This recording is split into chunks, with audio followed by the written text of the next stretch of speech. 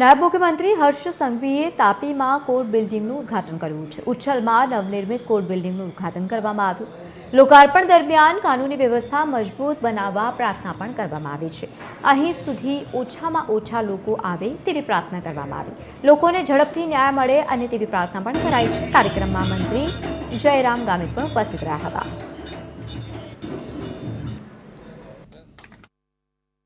આજે જ્યારે અમે લોકાર્પણ કરી રહ્યા હતા ત્યારે મેં કહ્યું, હું પ્રાર્થના કરતો હતો ભગવાનને।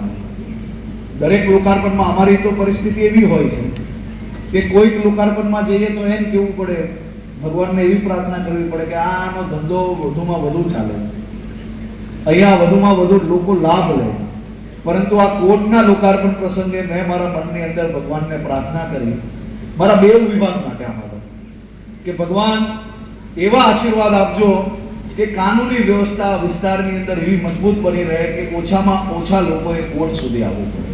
અને બીજી પ્રાર્થના કરી કે જો આ કોર્ટ સુધી કોઈ બી પહોંચે તો એને વધુમાં વધુ ઝડપથી ન્યાય મળે, એને ધક્કા ના ખાવા પડે, એના ચપ્પલ ના ઘસાઈ જાય, એ પ્રકારની વ્યવસ્થા હોવી જોઈએ।